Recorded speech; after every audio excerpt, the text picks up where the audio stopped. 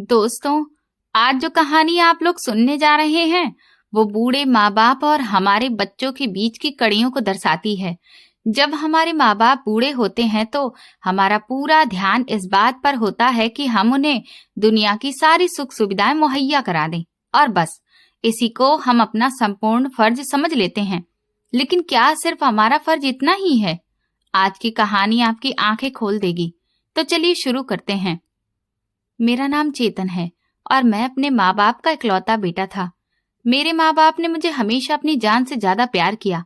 उन्होंने मेरी हर इच्छा पूरी की, मुझे अच्छी शिक्षा दिलवाई और मेरे लिए एक अच्छा कारोबार भी खड़ा करके दिया। मैं उनकी इकलौती औलाद होने के साथ साथ उनके बुढ़ापे का इकलौता सहारा भी था। मेरा घर एक स्वर्ग की तरह था जहाँ खुशहाली का राज था। पापा जब ऑफिस से घर वापस आते तो घर में रौनक आ जाती और माँ उनकी सेवा में कोई कमी नहीं छोड़ती थी। मैं उस वक्त यूनिवर्सिटी में पढ़ता था और मेरा ज्यादातर वक्त पढ़ाई में ही गुजरता था। चेतन बेटा, मैं तुम्हारे लिए जो बिजनेस सोच रखा है वो बहुत जल्दी शुरू करने वाला हूँ। तुम बस अपनी डिग्री पूरी कर लो। पापा ने एक शाम चाय पीते हुए मुझसे कहा। हाँ पापा, मैं भी यही चाहता हूँ कि जल्दी जल्दी आपका हाथ बटाने लगूं ताकि आपको कुछ आराम मिल सके। मैं उनके पास बैठते हुए कायदे से जवाब दिया।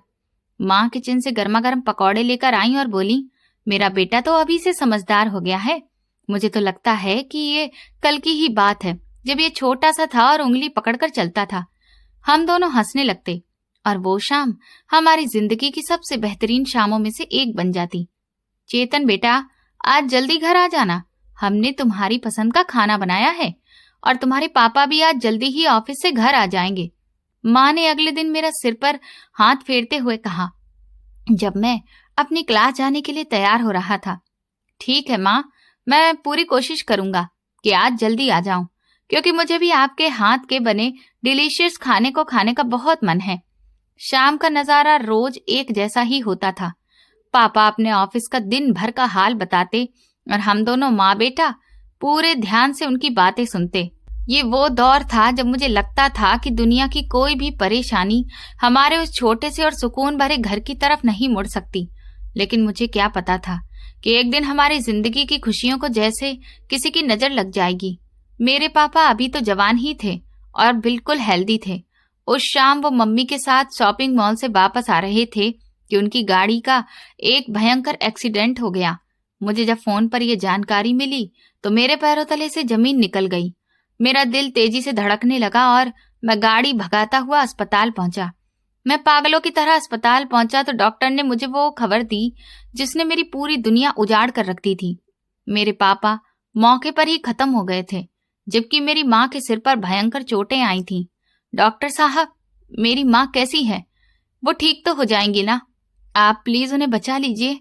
मैं अपना सब कुछ लुटा दूंगा। मुझे मेरी माँ से दूर मत होने दीजिएगा। मेरे पापा तो मुझे छोड़कर चले ही गए हैं। मैं रोते हुए डॉक्टर के हाथ पकड़कर गिड़गिड़ाने लगा। मेरी हालत बिल्कुल पागलों जैसी हो रही थी। चेतन, तुम्हें हिम्मत रखनी होगी। हमने उनकी जान तो बचा ली है, लेकिन यह हादसा बहुत ही भयंकर था। सिर पर गहरी चोट लगने की वजह से उनकी आंखों को बहुत गहरा नुकसान पहुंचा है और वो हमेशा के लिए अपनी नजर खो बैठी हैं। डॉक्टर ने अफसोस जताते हुए मेरे कंधे पर हाथ रखा और मुझे उस अंधेरी अस्पताल की गैलरी में अकेला छोड़ दिया। ये सदमा मेरे लिए दोहरा और बर्दाश्त से बाहर था। एक तरफ मेरे सिर से पिता का साया उठ गया था, जिन्होंने मुझे उंगली पकड़कर चलना सिखाया था, और दूसरी तरफ मेरी माँ की दुनिया हमेशा के लिए अंधेरे में खो गई थी। जब माँ को होश आया और उन्हें सच्चाई का पता चला तो वो फूट फूट कर रो पड़ी। वो अपने हाथों से हवा में कुछ ढूंढ रही थी। चेतन बेटा, मेरे तो दिन भी अब अंधेरे से भर गए हैं। तेरे पापा भी मुझे इस हालत में छोड़कर चले गए और मेरी आंखें भी मेरा साथ छोड़ गईं। अब मैं किसके सहारे जीऊंगी? माँ ने अपने चेहरे पर हाथ फेरते हुए दर्द भरे अंदाज में कहा और उनकी आंखों से आंसू बहने लगे। माँ, परेशान मत हो, मैं हूं ना, आपका बेटा। मैं आपकी आंखें बनूंगा और आपको कभी किसी चीज की कमी नहीं होने दूंगा। आपका ये बेटा आपका एकमात्र और मजबूत सहारा बनेगा। मैंने उन्हें अपने सीने से लगाकर तसल्ली दी और अपने आंसुओं को छिपाने की कोशिश भी की। वक्त गुजरता गया और मैंने अपनी पढ़ाई पूरी होने के बाद तुरंत ही पापा का बिजनेस भी संभाल लिया। मुझे अपना बिजनेस भी देखना था और अपनी अंधी माँ की देखभाल भी करनी थी। ये दोहरी जिम्मेदारी मेरे लिए बहुत कठिन होती जा रही थी। मैंने माँ की सेवा के लिए एक नौकरानी का इंतजाम कर दिया ताकि मेरी गैर मौजूदगी में वो माँ का ख्याल रख सके। लेकिन कुछ ही दिनों में मुझे ये एहसास हो गया कि पैसों के बदले में काम करने वाले लोग कभी भी अपनों जैसा ख्याल नहीं रख सकते हैं। एक दिन मैं रूटीन के मुताबिक कुछ जल्दी ही घर आ गया तो देखा कि माँ प्यास के मारे बुरी तरह से बेहाल हो रही थी और वो नौकरानी फोन पर बात करने में व्यस्त थी। तुमने अभी तक माँ को पानी क्यों नहीं दिया? और तुमने उनका कमरा भी साफ नहीं किया? तुम किस काम की सैलरी लेती हो? मैंने गुस्से में नौकरानी को डांटते हुए पूछा तो वो एकदम से घबरा गई। साहब जी, मैं तो किचन का काम कर रही थी और मुझे याद नहीं रहा कि अम्मा जी को पानी भी देना है। और देखिए साहब, मैं अकेली जान आखिर कितना काम करूं? पूरी घर की सफाई भी मैं अकेले ही करती हूँ। नौकरानी लापरवाही से झूठ बोलते हुए और मुझ पर एहसान जताते हुए जवाब देने लगी। मुझे उसका व्यवहार और झूठ बोलना बिल्कुल भी पसंद नहीं आया और मैंने उसी वक्त उसे नौकरी से निकाल दिया। मैं अपनी माँ को किसी अनजान के रहमो करम पर अब नहीं छोड़ सकता था। उस रात मैं बहुत देर तक सोचता रहा कि अब मुझे क्या करना चाहिए। फिर मुझे अपनी यूनिवर्सिटी की साथी प्रिया का ख्याल आया। हम अक्सर ही कैंटीन में बैठकर अपने भविष्य के सुनहरे सपने बुनते रहते थे। प्रिया हमेशा कहती थी कि उसे एक ऐसा जीवन साथी चाहिए जो रिश्तों की इज्जत करना जानता हो। प्रिया, मैं अपने माँ बाप का इकलौता बेटा हूँ और मेरे कंधों पर बहुत सारी जिम्मेदारियां हैं। क्या तुम मेरी जिंदगी के इस सफर में मेरा साथ दोगी? मैं एक दिन उससे पूछने लगा। चेतन, मुझे तुम्हारी यही बात तो सबसे ज्यादा पसंद है। तुम एक जिम्मेदार इंसान हो और मैं हमेशा तुम्हारा साया बनकर चलूंगी। उसने मुस्कुराते हुए जवाब दिया। मैं प्रिया को बहुत पसंद करता था और वो भी मुझसे प्यार करती थी। वो एक बहुत ही सुलझी हुई और समझदार लड़की थी। मैंने फैसला किया कि अब वक्त आ गया है कि मैं अपनी जिंदगी का ये जरूरी फैसला कर लूं ताकि माँ को भी एक बेटी मिल सके। अगले दिन मैंने माँ के पास बैठकर उनका हाथ दबाया और उनसे बात की। माँ, मैं चाहता हूं कि अब मैं शादी कर लूं। मेरी एक दोस्त है प्रिया, वो बहुत अच्छी और भली लड़की है। वो आपका बहुत ख्याल रखेगी। मैंने थोड़ा सा झिझकते हुए माँ से अपने दिल की बात कह दी। चेतन बेटा, अगर वो तुम्हें पसंद है तो फिर मुझे कोई भी दिक्कत नहीं है। मुझे तो बस अपने घर में बहू चाहिए जो तुम्हारे साथ साथ मेरा भी ख्याल रख सके। माँ ने खुशी से मेरे सिर पर हाथ फेरा और मुझे आशीर्वाद दिया। हम प्रिया के घर गए और उसके माँ बाप से रिश्ता मांगा। उन्होंने मेरे परिवार की रेपुटेशन और मेरे बढ़ते हुए कारोबार को देखते हुए खुशी खुशी इस रिश्ते के लिए हाँ बोल दी। कुछ ही समय के बाद धूमधाम से हम दोनों की शादी हो गई। प्रिया के घर में आने से मेरी जिंदगी में एक नया और खुशहाली भरा सुकून आ गया था। मैं अपनी पत्नी से बहुत प्यार करता था और उस पर बहुत ज्यादा भरोसा भी करता था। शादी के पहले दिन ही मैंने प्रिया के हाथ में अपना घर और माँ की पूरी जिम्मेदारी सौंप दी। प्रिया, मेरी माँ आप देख नहीं सकती हैं, वो मेरी जान है और मुझे पूरा भरोसा है कि तुम उन्हें अपनी माँ समझकर उनका अच्छे से ख्याल रखोगी।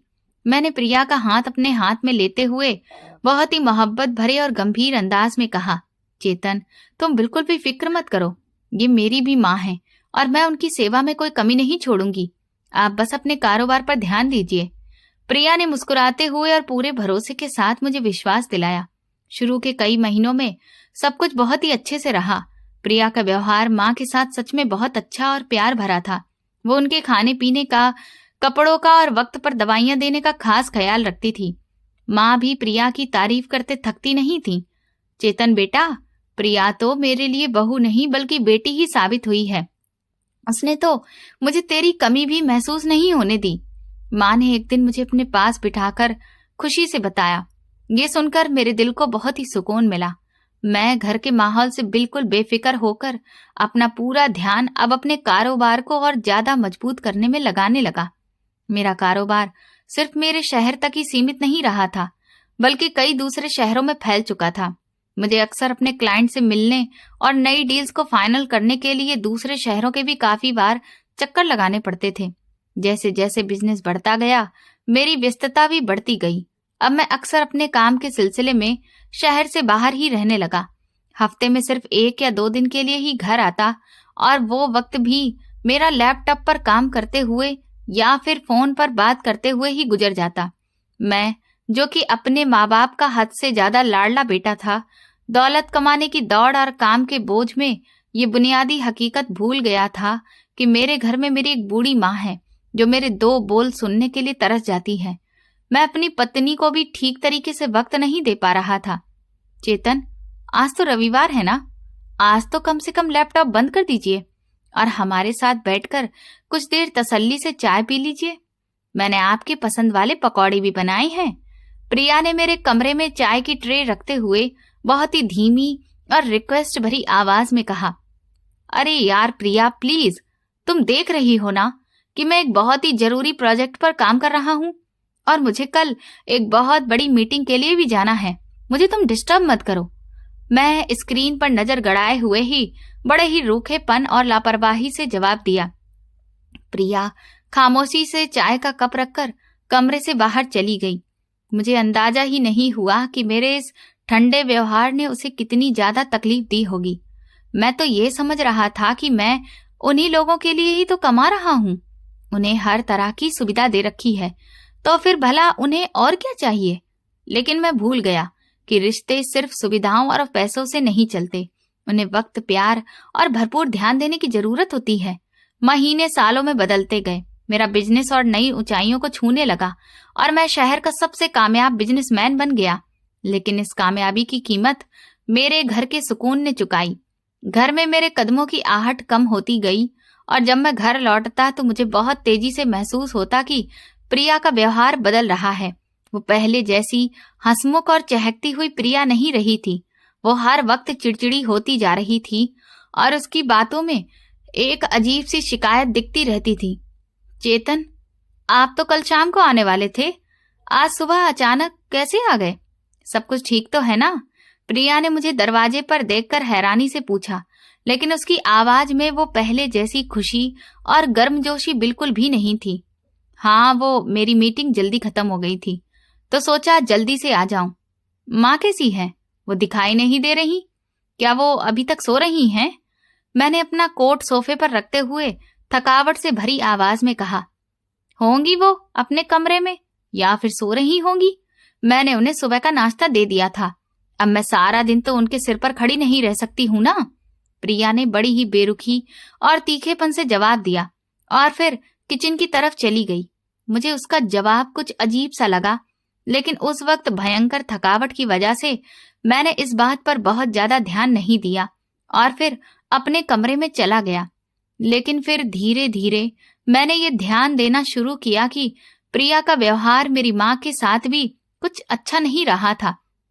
जब हम तीनों खाने की टेबल पर एक साथ बैठते तो प्रिया सिर्फ चुभती हुई बातें ही करती, जिनमें माँ के लिए साफ तौर पर गुस्सा और कड़वाहट झलकती रहती थी। एक दिन हम लोग डाइनिंग टेबल पर बैठे हुए थे कि माँ के कांपते हाथों से पानी का गिलास टेबल पर लुढ़क गया।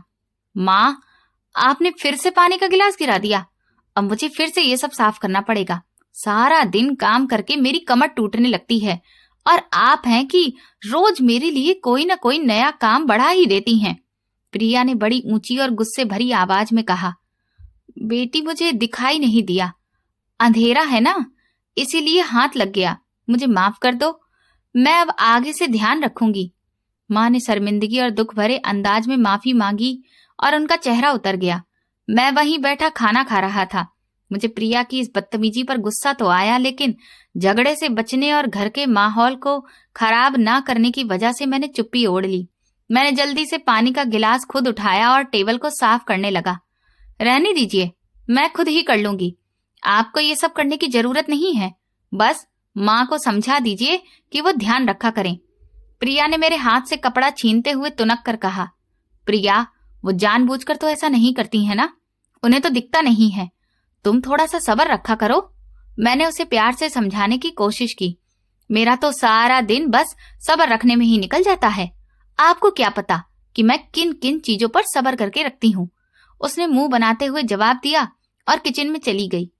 मैं कई दिन तक इस चीज पर ध्यान देता रहा।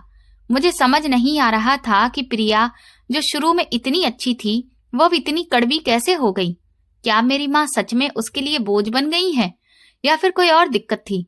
मैं रात को जाग कर सोचता कि क्या मुझसे कहीं कोई कमी हो रही है, लेकिन फिर मेरा दिमाग मुझे तसल्ली देता कि मैं उन दोनों की हर तरह की सुख सुविधाओं से जुड़ी चीजें पूरी कर रहा हूँ। मैंने उनके लिए कोई कमी नहीं छोड़ी है। बैंक में उनके नाम पर ढेर सारे पैसे जमा हैं, घर में हर तरह की फैसिलिटीज भी मौजूद है, तो फिर ये रोज की खटपट क्यों हो रही है। मैं ये भूल चुका था कि इंसान को जीने के लिए सिर्फ पैसों की नहीं बल्कि प्यार, मोहब्बत और इज्जत की भी जरूरत होती है। ये सोचकर मैं हैरान था कि मेरी इतनी अच्छी और सेवा करने वाली बीवी मेरी माँ के साथ इस तरह से इतना बुरा व्यवहार कैसे कर सकती है। प्रिया मेरी माँ को अब बोझ की तरह देखने लगी थी और ये बात उसके चेहरे और अंदाज से साफ पता चलती थी। जब वो माँ को खाना देने जाती तो उसके कदमों की आवाज में भी एक गुस्सा महसूस होता था। वो बर्तन जोर से टेबल पर रखती, जिससे माँ अक्सर चौंक जाती। घर का माहौल दिन ब दिन ठंडा और खामोश होता जा रहा था। मैं जब भी घर में होता तो मुझे एक अजीब सी घुटन का एहसास होता। माँ ज्यादातर अपने कमरे तक ही सीमित रहती और प्रिया अपने कामों में खोई रहती। दोनों के बीच में कोई भी बातचीत या गर्मजोशी दिखाई नहीं देती थी। मेरा ध्यान और वक्त भी कारोबार को लेकर इतना ज्यादा उलझा हुआ था कि मैं कभी भी बैठकर दोनों से तसल्ली से बात करने की जहमत ही नहीं उठाता था। मैं बस ये सोच लेता कि इस तरह की खटपट तो हर घर में होती ही रहती है और ये कोई बहुत बड़ी बात नहीं है। लेकिन मेरे इस व्यवहार और आंखें बंद कर लेने की आदत ने मुझे एक ऐसी कगार पर लाकर खड़ा किया जहां एक बहुत बड़ा तूफान मेरा इंतजार कर रहा था। मैं बेखबर था कि मेरे घर की चार दीवारी के अंदर क्या खेल खेला जा रहा है। मैं सिर्फ इतना जानता था कि मेरी पत्नी चिड़चिड़ी हो गई है, लेकिन इस चिड़चिड़ेपन के पीछे छुपी हुई वजह से मैं बिल्कुल अनजान था। मैं उस दिन लंच में बैठा अपने लैपटॉप पर कई सारे ईमेल्स का जवाब दे रहा था कि प्रिया तेजी से चलती हुई मेरे पास आई। चेतन, मैंने आपका सारा सामान पैक कर दिया है। कल सुबह आपको मुंबई के लिए निकलना है। आपका ट्रॉली बैग तैयार है। प्रिया ने टेबल के पास बैग रखते हुए बड़े ही रूखे अंदाज में कहा। थैंक यू प्रिया, लेकिन तुम इतनी थकी हुई क्यों लग रही हो? क्या तुम्हारी तबीयत ठीक नहीं है? मैंने स्क्रीन से नजर हटाकर उसके उतरे हुए चेहरे को देखते हुए फिक्रमंद होकर पूछा। तबीयत का क्या है? सारा दिन मशीन की तरह काम करती रहती हूँ, तो थक तो जाऊंगी ना। उसने माथे पर आए बाल हटाते हुए मुंह सिकोड़कर जवाब दिया। मैंने तुम्हें कितनी बार कहा है कि काम के लिए कोई नौकरानी रख लेते हैं या फिर नर्स ही रख लेते हैं। माँ की देखभाल भी हो जाएगी और तुम्हारा बोझ भी हल्का हो जाएगा। मैंने उसे समझाने के लिए बहुत ही नरमी से राय दी। मुझे किसी गैर औरत का अपने घर में घूमना फिरना बिल्कुल भी पसंद नहीं है, और वैसे भी माँ को मेरे हाथ के अलावा किसी के हाथ का बना हुआ खाना अच्छा ही कब लगता है। मैं खुद कर लूंगी सब कुछ, आप बस अपने बिजनेस पर ध्यान दीजिए। प्रिया ने मेरी बात काटते हुए तीखे अंदाज में कहा और फिर वो किचन में चली गई। मैं उसके इस व्यवहार पर हैरान रह गया। वो पहले तो ऐसी नहीं थी। मुझे लगा शायद वो वाकई में काम के बोझ की वजह से बहुत ही थक जाती है, इसलिए मैंने चुप रहने में ही भलाई समझी। अगले दिन मैं अपनी मीटिंग के लिए मुंबई चला गया। वहां मैं दिन रात मीटिंग और फैक्ट्री के चक्कर में बिजी रहने लगा। मैं फोन पर प्रिया से बात करता तो वो हमेशा जल्दी में होती और माँ के बारे में पूछने पर बस यही कहती कि वो ठीक हैं और सो रही हैं। 2 हफ्ते के लंबे और थका देने वाले दौरे के बाद जब मैं वापस अपने शहर लौटा तो मेरी गाड़ी सीधा मेरे घर के मोहल्ले में दाखिल हुई। मैं बहुत थका हुआ था और बस यही चाहता था कि जल्दी से माँ के गले लगकर उनका आशीर्वाद लूं और फिर सुकून की नींद सो जाऊं। मेरी गाड़ी अपने गेट के सामने रोककर मैं बाहर निकला तो तभी मेरे मोहल्ले की ही मौसी सामने से आ रही थी। नमस्ते मौसी, कैसी हैं आप और सब ठीक तो है ना? मैंने उनके पास जाकर बड़े ही इज्जत के साथ उन्हें नमस्ते किया और उनका हाल चाल पूछा। नमस्ते बेटा, मैं तो ठीक हूँ, लेकिन तुम बताओ, कभी अपनी माँ की भी खबर रखी है तुमने? मौसी ने मेरे नमस्ते का जवाब तो दिया, लेकिन उनकी आंखों में एक अजीब सी शिकायत और तंज था। उन्होंने बड़े ही कड़क अंदाज में मुझसे ये सवाल किया। हाँ मौसी, मैं तो रोज ही माँ का हालचाल फोन पर लेता हूँ और वो ठीक है। आप ऐसा क्यों कह रही हैं? मैं उनके इस अचानक और तीखे सवाल पर घबरा गया और परेशानी से उनकी तरफ देखने लगा। पत्नी के सहारे छोड़कर खुद अपने कारोबार के लिए यहाँ वहाँ घूमते रहते हो, दिन रात पैसा कमाने की धुन सवार है तुम पर। मौसी ने हाथ के इशारे से मेरी बात को काटते हुए बड़े ही गुस्से और अफसोस से सिर हिलाते हुए कहा, मौसी, आपकी बातें मेरी समझ में नहीं आ रही हैं। प्रिया तो माँ का बहुत ख्याल रखती है, वो तो उन्हें अपनी माँ ही मानती है। मैंने अपनी पत्नी की तरफदारी करने की कोशिश की, लेकिन मेरे दिल में एक अनजाना सा खौफ सर उठाने लगा। अंधी है बेचारी, भगवान कभी किसी को ऐसा मोहताज ना बनाए। तुम खुद जाकर अपनी माँ की हालत तो देखो, तब तुम्हें पता चलेगा कि वो किस हालत में है। मौसी ने एक लंबी सांस लेते हुए बड़े ही दुख भरे अंदाज में कहा और मेरे कंधे पर हाथ रखकर आगे बढ़ गईं। उनकी ऐसी बातें सुनकर मेरे पैरों तले से जमीन निकल गई। मुझे प्रिया पर भी शक होने लगा था और अपने आप पर भी भयंकर गुस्सा आ रहा था। क्या सच में मेरे घर में मेरी गैर मौजूदगी में कुछ ऐसा हो रहा था जिससे मैं बिल्कुल अनजान था?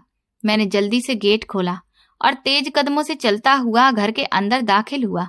घर में एक अजीब सी खामोशी और वीरानी पसरी हुई थी। माँ, किधर है प्रिया? कहाँ हो तुम? मेरे लॉन्ज में दाखिल होते ही मैंने बड़ी ही ऊंची और घबराई हुई आवाज में पुकारा। मेरी नजरें पूरे घर में माँ को तलाश कर रही थी। होंगी वो अपने कमरे में, और कहाँ होंगी? और आप इतनी जोर से क्यों चिल्ला रहे हैं? प्रिया किचन से निकलते हुए बाहर आई और उसने बड़े ही रूखे अंदाज में मुझे जवाब दिया, वो अपने कमरे में अकेली क्या कर रही हैं? और तुमने उन्हें मेरे आने के बारे में बताया नहीं था? मैंने अपने गुस्से को कंट्रोल करते हुए उसकी आंखों में आंखें डालकर पूछा। सारा दिन उनके काम करती रहती हूँ और ऊपर से सामने भी होती हूँ तो ऐसी आवाज देकर मेरे कान फाड़ते हैं जैसे कि मैं कोई मीलों दूर बैठी हूँ। मैं कोई उनकी गुलाम नहीं हूँ। प्रिया ने अपने माथे पर आए बाल हटाते हुए बड़ी ऊंची आवाज में चिल्लाते हुए मुझे जवाब दिया। मेरी माँ के बारे में ये तुम कैसी बातें कर रही हो? होश में तो हो? मुझे प्रिया की इस बदतमीजी पर और माँ के लिए इस तरह के बुरे शब्द इस्तेमाल करने पर बहुत तेज गुस्सा आ गया और मैं उसकी तरफ एक कदम बढ़ाते हुए दहाड़ कर बोला, कैसे बातें कर रही हूँ? दिन रात तो सेवा करती हूँ तुम्हारी माँ की, और क्या करूं मैं भी तो इंसान हूँ, थक जाती हूँ। तुम तो जाकर होटल में मजे करते हो, सारी मुसीबत तो मेरे सिर पर डाल दी। उसने मेरी आंखों में देखते हुए बड़ी ही बदतमीजी और ढीठपन से जवाब दिया और फिर पैर पटकते हुए अपने कमरे में वापस चली गई। मैं वहीं पत्थर बना खड़ा रह गया। ये वो प्रिया नहीं थी जिसे मैंने प्यार किया था और जिसने शादी के पहले दिन मेरी माँ को अपनी माँ माना था। मौसी की बातें मेरे कानों में गूंजने लगीं। मैंने अपना ब्रीफकेस वहीं सोफे पर रखा और सीधा माँ के कमरे की तरफ निकल गया। माँ के कमरे का दरवाजा आधा खुला था। अंदर गहरा अंधेरा था और खिड़कियों के पर्दे भी पड़े हुए थे। कमरे में अजीब सी सीलन और दवाइयों की बदबू फैली हुई थी। मैंने धड़कते दिल के साथ कमरे की लाइट जलाई। सामने बेड पर मेरी माँ एक कोने में सिमटी हुई बैठी थी। उनके बाल बिखरे हुए थे और कपड़ों पर चाय के दाग भी दिख रहे थे। उनका चेहरा उतरा हुआ था और बहुत ही कमजोर लग रहा था। माँ, ये आप किस हालत में यहाँ बैठी हैं और कमरे में इतना अंधेरा क्यों कर रखा है? मैं भागकर उनके पास गया और उनके कमजोर और कांपते हुए हाथों को अपने हाथों में पकड़ते हुए गले भरी हुई आवाज में कहा, चेतन बेटा, मेरा बेटा, तुम आ गए? कैसे हो तुम और तुम्हारा सफर कैसा रहा? माँ ने मेरी आवाज सुनकर तुरंत अपने हाथ मेरे चेहरे पर फेर दिए और उनकी बेनूर आंखों से आंसू बहने लगे। उन्होंने मेरे सवाल का कोई जवाब नहीं दिया, बल्कि उल्टा मेरा हाल चाल पूछने लगी। मैं ठीक हूँ अम्मा, लेकिन आप ये बताइए कि आपने खाना खाया या नहीं, और ये आपके कपड़े इतने गंदे क्यों हो गए हैं? प्रिया ने आपको साफ कपड़े क्यों नहीं पहनाए? मैंने उनके आंसू पोंछते हुए बड़े ही तकलीफ और गुस्से के मिले जुले भाव से उनसे सवाल किया। बेटा, प्रिया तो सारा दिन कामों में लगी ही रहती है, बेचारी अकेली जान है, वो भी क्या क्या काम करेगी। मैंने उसे रोका था कि मुझे अभी भूख नहीं है, और कपड़े तो बस अभी थोड़ी देर पहले ही चाय गिरने से खराब हो गए हैं। तुम उस पर गुस्सा मत करना, वो बहुत अच्छी बच्ची है। माँ ने जल्दी से प्रिया के लिए सफाई पेश करते हुए अपने आंसू पोंछे और घबराहट भरे अंदाज में मुझे तसल्ली देने की कोशिश की। लेकिन माँ, आपका चेहरा तो बता रहा है कि आपने कई दिनों से ठीक से खाना भी नहीं खाया है। आप मुझसे जरूर कुछ छुपा रही हैं। क्या छुपा रही हैं? क्या वो आपको परेशान करती है? मैंने उनके चेहरे को नरमी से ऊपर उठाते हुए बड़े ही दुखी अंदाज में उनसे सच्चाई जानने की कोशिश की। नहीं बेटा, वो भला मुझे क्यों परेशान करेगी? वो तो मेरी बेटी जैसी है। तुम बस अपने काम पर ध्यान दो, मेरी फिक्र मत करो। माँ ने एक बार फिर से बात को टालने की कोशिश की, लेकिन उनकी कांपती हुई आवाज और उनके चेहरे के हाव भाव सब कुछ बता रहे थे। मैं वहां से उठकर अपने कमरे में आ गया। मेरा दिमाग सुन्न पड़ रहा था। एक तरफ मेरी पत्नी का वो तीखा और जहरीला अंदाज था जो आज मैंने अपनी आंखों से देख लिया था और कानों से सुन लिया था। दूसरी तरफ मेरी अंधी और बेबस माँ की वो हालत थी जो चिल्ला चिल्ला कर बता रही थी कि उनके साथ गलत हो रहा है। और तीसरी तरफ मोहल्ले वालों की वो बातें थीं जो मेरे घर की इज्जत को मिट्टी में मिला रही थी। पता नहीं क्यों अब मुझे भी अपनी पत्नी की हरकतों पर शक होने लगा था। अगले कुछ दिन घर में तनाव और खिंचाव का माहौल रहा। प्रिया मुझसे सीधे मुंह बात भी नहीं कर रही थी और मैं भी उससे दूर दूर रहने लगा था। मैंने जानबूझकर अपनी व्यस्तता कम कर दी और ज्यादातर वक्त घर पर गुजारने की कोशिश करने लगा। लेकिन मेरी मौजूदगी में प्रिया का व्यवहार माँ के साथ बिल्कुल नॉर्मल होता। वो उनका वक्त पर खाना और दवाइयों का ख्याल रखती, लेकिन उसके चेहरे पर अजीब सा अंदाज दिखाई देता था। मैं जानता था कि ये सिर्फ मेरी आंखों में धूल झोंकने के लिए है। मुझे अपना शक दूर करने के लिए बस एक ही रास्ता नजर आ रहा था। मुझे घर में कुछ ऐसा इंतजाम करना था कि मैं अपनी गैर मौजूदगी में भी देख सकूं कि मेरी माँ के साथ कैसा व्यवहार हो रहा है। इसी दौरान एक ऐसा मौका आ गया जिसकी मुझे तलाश थी। चेतन, मेरे पापा की तबीयत कुछ खराब है। मुझे 2 दिन के लिए अपने मायके जाना पड़ेगा। आप माँ का ख्याल रखिएगा। मैं उनका खाना बनाकर फ्रिज में रख दिया है। प्रिया ने एक सुबह नाश्ते की मेज पर मुझसे नजर चुराते हुए कहा। ठीक है, तुम चली जाओ, मैं माँ का ख्याल रख लूंगा, तुम बेफिक्र होकर जाओ। मैंने तुरंत हामी भर दी और अंदर ही अंदर मेरा दिमाग तेजी से चलने लगा। उस दिन मेरी पत्नी अपने मायके गई हुई थी। मैंने ऑफिस से छुट्टी ले ली थी और मैं घर पर ही था। मैंने माँ को उनका पसंदीदा नाश्ता करवाया और फिर आराम करने के लिए उन्हें उनके कमरे में लिटा दिया। अब मेरे पास पूरा घर खाली था और प्रिया भी 2 दिन के लिए यहाँ नहीं थी। मैंने एक पल भी देर नहीं की और सीधा अपने एक जानने वाले सिक्योरिटी कैमरा वाले को फोन करने लगा। हेलो यार, मुझे तुम्हारी मदद की जरूरत है। मुझे अपने घर में कुछ खुफिया कैमरास लगवाने हैं और ये काम आज ही हो जाना चाहिए। मैंने फोन पर अपने दोस्त से बड़े ही गंभीर और राज भरे अंदाज में कहा। क्या हो गया है चेतन, सब ठीक तो है ना? अचानक से खुफिया कैमरे क्यों? उसने हैरानी से मुझसे पूछा। बस वो कुछ पर्सनल दिक्कतें हैं। तुम अपना सामान लेकर मेरे घर पर आ जाओ और ध्यान रहे कि ये कैमरे बिल्कुल भी दिखने नहीं चाहिए। मैंने उससे बात करने के बाद उसे जल्दी आने के लिए कहा। कुछ ही देर में मेरा दोस्त अपने कारीगर के साथ मेरे घर आ गया। मैंने उससे सारी सिचुएशन बताए बिना कहा कि मुझे ड्राइंग रूम, किचन और खास तौर पर माँ के कमरे में कैमरे चाहिए। अरे यार चेतन, माँ के कमरे में कैमरा लगाने की जरूरत क्या है? उसने कमरे में घुसते हुए कुछ हिचकिचाहट से कहा। मुझे अपने काम के दौरान उनकी फिक्र लगी रहती है। वो अकेली होती हैं और उन्हें दिखाई भी नहीं देता है। मैं बस उन्हें अपनी नजरों के सामने रखना चाहता हूँ ताकि सुकून से रह सकूं। मैंने उसे एक झूठा लेकिन सच जैसा लगने वाला जवाब पेश किया ताकि वो और ज्यादा सवाल ना करे। हम दोनों ने मिलकर बड़े ही सावधानी से कैमरे लगवाए। माँ के कमरे में हमने कैमरा एक बड़ी पेंटिंग के फ्रेम के पीछे इस तरह से लगाया कि किसी को थोड़ा सा भी शक नहीं हो सकता था। किचन में वेंटिलेटर के पास और लॉन्ज में टीवी ट्रॉली के खुफिया कोने में कैमरे लगाए गए। उन सबका कंट्रोल मेरे मोबाइल फोन के साथ लिंक कर दिया गया। मेरे दोस्त के जाने के बाद मैंने अपने फोन पर उन सभी कैमरों के एंगल को चेक किया। रिजल्ट बिल्कुल साफ था और आवाज भी साफ सुनाई दे रही थी। मैंने ठंडी सांस ली। अब मेरे घर के हर एक कोने की खबर मेरे पास थी।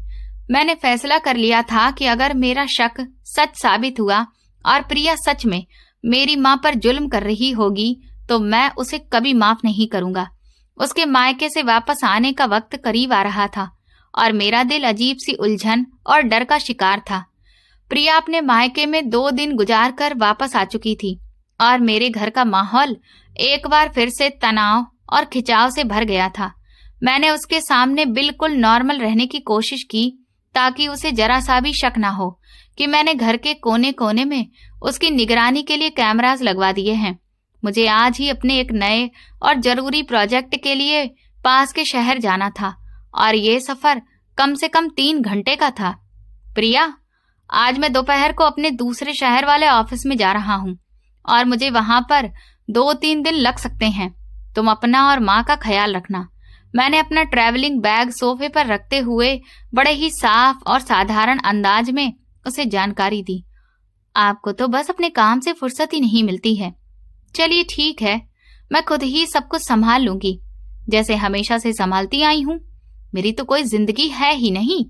प्रिया ने हमेशा की तरह मुंह बनाते हुए और कड़वे अंदाज में जवाब दिया और फिर वापस किचन में चली गई। मैंने माँ के कमरे में जाकर उनके सिर पर हाथ फेरा और उनका आशीर्वाद लेते हुए घर से निकल गया। गाड़ी चलाते हुए मेरे दिमाग में अजीब सी उलझन चल रही थी।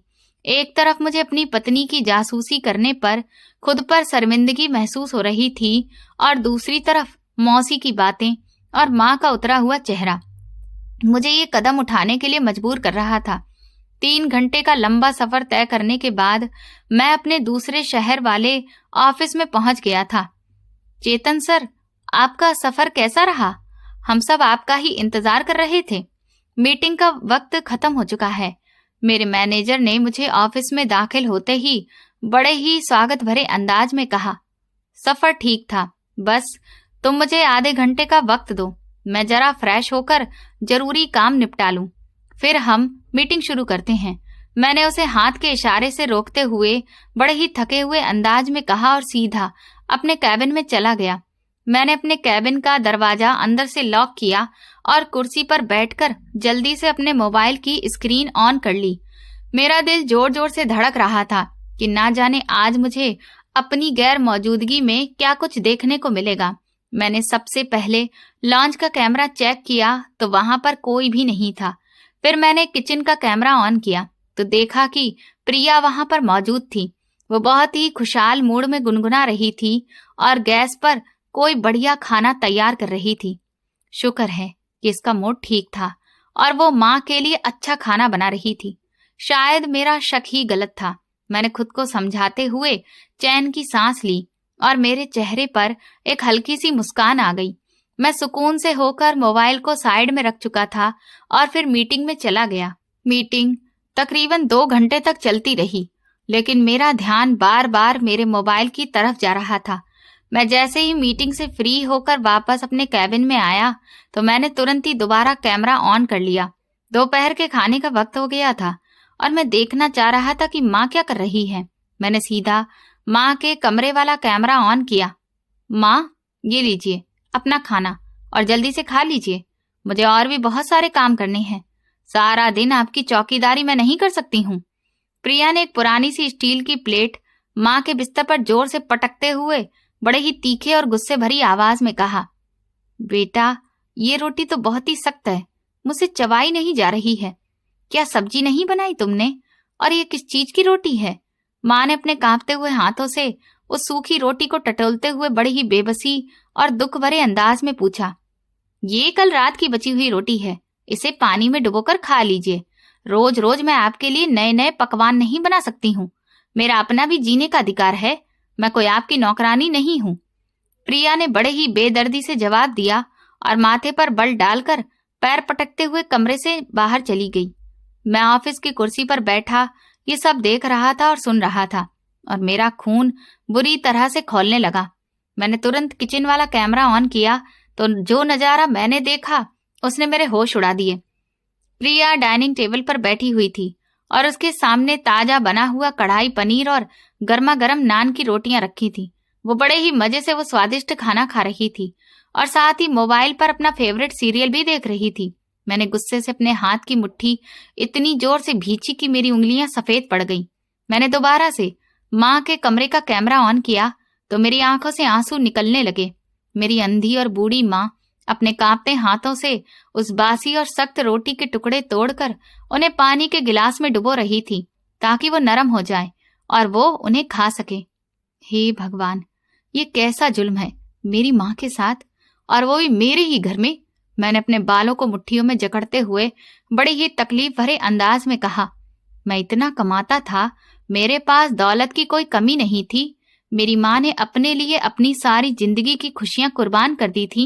ये सारा कारोबार जो आज खड़ा है, ये मेरे बाप की दिन रात की मेहनत का नतीजा था, जिससे मेरी माँ ने उनका कदम कदम पर साथ देते हुए खड़ा किया था।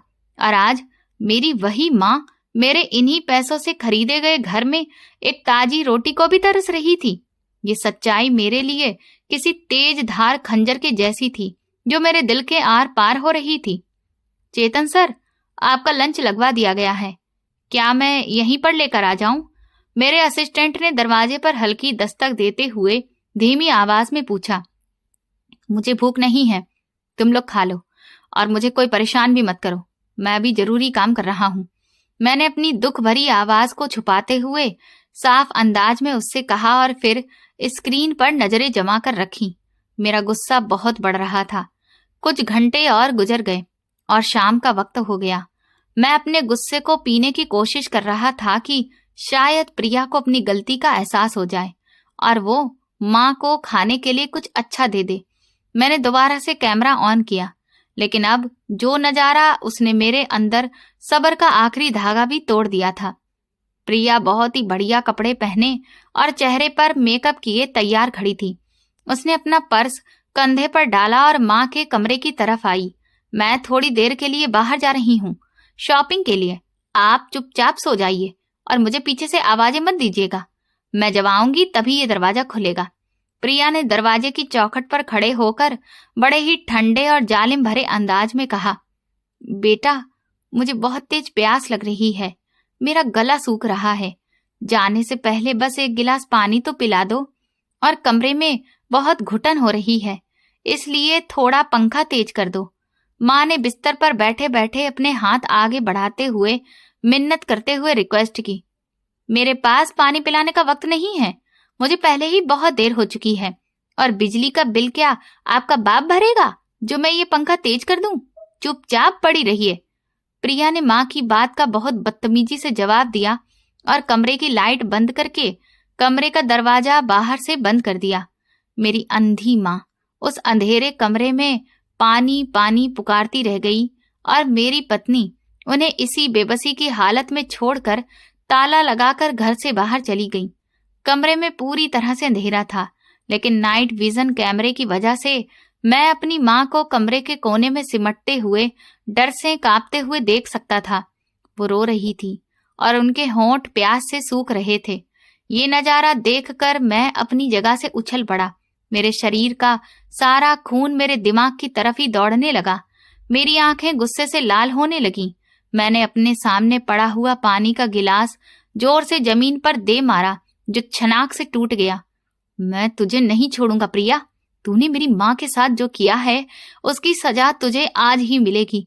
मैंने अपने दांत पीसते हुए बड़े ही खतरनाक गुस्से में खुद से वादा किया। मैंने अपना मोबाइल जेब में डाला, लैपटॉप वहीं टेबल पर खुला छोड़ दिया और गुस्से से फुफकारता हुआ अपने ऑफिस से बाहर निकल आया। चेतन साहब, आप कहाँ जा रही हैं? अभी तो हमारी एक और क्लाइंट के साथ बहुत जरूरी मीटिंग है, वो लोग रास्ते में ही हैं। मेरे मैनेजर ने मुझे तेजी से बाहर जाते देखकर परेशानी से रोका। सब मीटिंग कैंसिल कर दो, भाड़ में गए ये सारा बिजनेस और काम। मुझे अभी इसी वक्त वापस अपने शहर जाना है और कोई भी मुझे फोन करके परेशान ना करे। मैंने उस पर जोर से चिल्लाते हुए और उसका हाथ झटकते हुए बड़े ही खतरनाक अंदाज में आदेश दिया और तुरंत लिफ्ट की तरफ भागा। मैं लिफ्ट से नीचे उतरा और सीधा अपनी गाड़ी की तरफ गया। मैंने गाड़ी स्टार्ट की और पूरी रफ्तार से ऑफिस की पार्किंग से बाहर निकाल दी। मुझे किसी भी हाल में आज ही अपने घर पहुंचना था। 3 घंटे का लंबा सफर मेरे सामने था, लेकिन मुझे लग रहा था कि जैसे मेरे पास वक्त बहुत ही कम है। मैंने गाड़ी को हाईवे पर मोड़ दिया और रफ्तार की सारी हदें तोड़ दी। माँ के बारे में बार बार ख्याल आ रहा था। वो माँ जो बचपन में मेरी छोटी सी उंगली पकड़कर मुझे चलना सिखाती थी, मुझे गिरने से बचाती थी। वो माँ जो मेरे खाने पीने का हर वक्त ख्याल रखती थी कि कहीं मेरे बेटे का पेट खाली ना रह जाए। आज जब वो मेरे सहारे की मोहताज हुई तो मेरी गैर मौजूदगी में मेरे ही शानदार घर में उसे बासी रोटी मिल रही है और वो अंधेरे कमरे में बंद प्यास से तड़प रही है। जब मेरे पास भगवान का दिया हुआ सब कुछ है, मेरे पास नौकर चाकर, गाड़ियां और बैंक बैलेंस है, लेकिन मेरी माँ पानी के एक घूंट के लिए भी तरस रही है। ये सब ख्याल मुझे पागल कर रहे थे। मेरी आंखों से लगातार आंसू बह रहे थे, लेकिन ये दुख के नहीं बल्कि हद से ज्यादा गुस्से और बदले की आग के आंसू थे। मैंने एक हाथ से स्टीयरिंग व्हील को जोर से पकड़ा हुआ था और दूसरे हाथ से अपना मोबाइल निकालकर दोबारा कैमरे के ऐप को खोलने लगा। मेरी गाड़ी हवा से बातें कर रही थी, लेकिन मेरा दिल यही चाह रहा था कि मैं बस किसी भी तरह से उड़कर उस दरवाजे को खोल दूं जिसके पीछे मेरी माँ कैद थी। मैंने खुद को शांत करने के लिए गाड़ी एक साइड में रोक दी और गहरी सांसें लेने लगा। मेरा दिमाग फटने के करीब था और दिल की धड़कनें बेकाबू हो रही थी। मैंने दोबारा से मोबाइल की स्क्रीन पर रिकॉर्डिंग ऑन की तो देखा कि मेरी अंधी माँ को उस अंधे कमरे में बंद करके प्रिया खुद घूमने चली गई थी। 3 घंटे का लंबा सफर तय करके मुझे दूसरे शहर से अपने घर पहुंचना था, इसलिए मैंने मोबाइल को ऑन करके उसे डैशबोर्ड पर रख लिया। 3 घंटे मेरी माँ उस अंधेरे कमरे में अकेली बंद रही थी। आखिरकार मुझसे अपनी माँ की ये बेबसी और ज्यादा देखी नहीं गई। मैंने मोबाइल का बटन दबाकर स्क्रीन बंद की और पूरी ताकत से एक्सीलेटर पर पैर रखकर अपने घर की तरफ निकल गया। अब घर आने में सिर्फ 15 मिनट का सफर रह गया था, लेकिन मेरा गुस्सा अपने चरम सीमा पर था। मैं गुस्से और बदले की आग में पागल हो चुका था। आज तो जो भी हो जाए, मैं इस जालिम औरत को अपने घर में एक पल भी नहीं रहने दूंगा। जाते ही खड़े खड़े अपनी पत्नी को तलाक दे दूंगा। मैंने स्टीयरिंग व्हील पर जोर से मुक्का मारते हुए बड़े ही नफरत और खतरनाक अंदाज में फैसला कर लिया। मैं जैसे ही दबे पांव अपने घर के अंदर आया ताकि अभी के अभी अपनी पत्नी को तलाक देकर अपनी जिंदगी से निकाल दूं, लेकिन लॉन्ज में कदम रखते ही सामने का नजारा देखकर मेरे पैरों तले से जमीन निकल गई और मेरी आंखें फटी की फटी रह गईं। माँ के कमरे का दरवाजा पूरा खुला हुआ था और अंदर रोशनी फैली हुई थी। मेरी पत्नी और मेरी माँ दोनों एक साथ बेड पर बैठी हुई खिलखिलाकर हंस रही थी। मेरी पत्नी बड़े ही प्यार से मेरी माँ को अपने हाथों से वही पनीर की सब्जी खिला रही थी और माँ के चेहरे पर एक खुशहाली दिखाई दे रही थी। प्रिया बेटी, क्या मेरे ऐसे भूखे प्यासे रहने और कैमरे के सामने एक्टिंग करने से चेतन सच में पहले जैसा हो जाएगा और मेरी तरफ ध्यान देगा? माँ ने प्रिया के हाथ से निवाला लेते हुए बड़े ही उम्मीद भरे अंदाज में पूछा। कैसे नहीं होगा माँ, आप उनकी माँ हैं और उनका फर्ज बनता है कि आपका हालचाल पूछें, आपकी सेवा करें, आपके पास बैठें। वो अपना फर्ज पूरी तरह से भूल चुका था। प्रिया ने मुस्कुराते हुए माँ के मुंह को टिश्यू पेपर से साफ किया और बड़े ही यकीन भरे अंदाज में जवाब दिया। आप देखना, जैसे ही वो ये सब कुछ अपने मोबाइल के कैमरे में देखेंगे तो सारा काम छोड़कर भागते हुए आपके पास आएंगे, क्योंकि उनसे ये बिल्कुल भी बर्दाश्त नहीं होगा कि मैं आपके साथ ऐसा जालिम भरा व्यवहार करूंगी। प्रिया ने पानी का गिलास माँ के होठों से लगाते हुए बड़े ही गर्व से अपनी बात पूरी की। तुम्हारी बात तो बिल्कुल सही है बेटा, लेकिन मुझे डर लग रहा है कि वो कहीं सचमुच गुस्से में आकर अपना सारा गुस्सा तुम पर न निकाल दे और कहीं तुम्हें तलाक जैसी कोई धमकी न दे दे। मेरी माँ एकदम से खिलखिलाकर हंसने लगी और फिर थोड़ी फिक्रमंदी के साथ प्रिया का हाथ पकड़कर बोली, वो मुझ पर गुस्सा करेंगे तो करने दीजिए, मुझे कोई भी परवाह नहीं है, लेकिन कम से कम इसी बहाने वो आपके करीब तो आएंगे और मुझसे बस यही तो चाहिए। प्रिया ने माँ के कंधे पर हाथ रखते हुए बड़े ही प्यार भरे अंदाज में जवाब दिया। मैं तो बस यही चाहती हूँ माँ जी कि आप खुश रहें। आपको दिखता नहीं है, लेकिन जब आप अपने बेटे को अपने पास महसूस करेंगी और उसका ज्यादातर वक्त आपके लिए होगा तो आपको कितना सुकून महसूस होगा। मैं आपकी ये खुशी देखना चाहती हूँ। प्रिया ने मेरी माँ के सिर पर हाथ फेरते हुए उन्हें खुशी से गले लगा लिया और उसकी आंखों में सच्ची मोहब्बत चमक रही थी। दरवाजे पर खड़ा मैं ये सब सुनकर पूरी तरह से हक्का बक्का रह गया। मेरे हाथ से गाड़ी की चाबियां छूटकर जमीन पर गिर गईं। मेरी पत्नी सिर्फ और सिर्फ मुझे मेरी माँ के करीब करने के लिए ये सब नाटक कर रही थी, ताकि मैं दौलत कमाने और अपने काम में इतना बिजी हो चुका था कि अपनी सगी माँ का हाल चाल पूछना भी भूल चुका था। वो इतनी अच्छी और समझदार लड़की थी कि वो मेरी माँ को अपनी सगी माँ से भी ज्यादा महत्व देती थी, लेकिन मैं इतना खुदगर्ज और अंधा था कि मैंने उस पर शक किया और शक के आधार पर घर में खुफिया कैमरे लगवा दिए। लेकिन भगवान का खेल देखो कि वो कैमरे मुझे सही रास्ते पर लाने और मेरी आंखें खोलने के लिए ही लगवाए गए थे। चाबियों के गिरने की आवाज सुनकर प्रिया और माँ दोनों चौंक गए। मैं भारी कदमों के साथ चलता हुआ कमरे में दाखिल हुआ। मुझे अपने आप में एक मुजरिम महसूस हो रहा था। मैं सीधा जाकर माँ के पैरों में गिर गया। माँ, मुझे माफ कर दो, मैं बहुत बुरा बेटा हूँ। मैं आपको दौलत की चमक में खोकर पूरी तरह से नजरअंदाज कर चुका था। मैं आपका गुनहगार हूँ।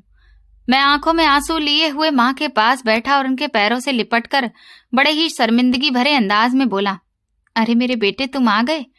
मैंने तुम्हें कहा था ना प्रिया, मेरा चेतन मुझे कभी अकेला नहीं छोड़ेगा। तुम रो मत बेटा, तुम तो मेरी जान हो। माँ ने अपने दोनों हाथ मेरे सिर पर रखे और मेरे सिर पर हाथ फेरते हुए मुझे प्यार से दिलासा दिया। मैं फिर शर्मिंदगी से भरे अंदाज में प्रिया की तरफ मुड़ गया। वो भी मुझे रोता देखकर रोने लगी थी। प्रिया, मुझे तुमसे भी हाथ जोड़कर माफी मांगनी है। मैंने तुम पर बहुत ही घटिया शक किया और तुम्हें बुरी औरत समझा। मैं कितना अंधा हो चुका था। मैं अपनी पत्नी से भी माफी मांगने लगा और उसके सामने शर्मिंदा होकर सिर झुका लिया। कई बार हम जो अपनी आंखों से देखते हैं वो सच नहीं होता, वो सिर्फ एक धोखा होता है। मेरे दिल में शक पैदा हो गया था, इसीलिए मैंने घर में खुफिया कैमरे लगवाए थे।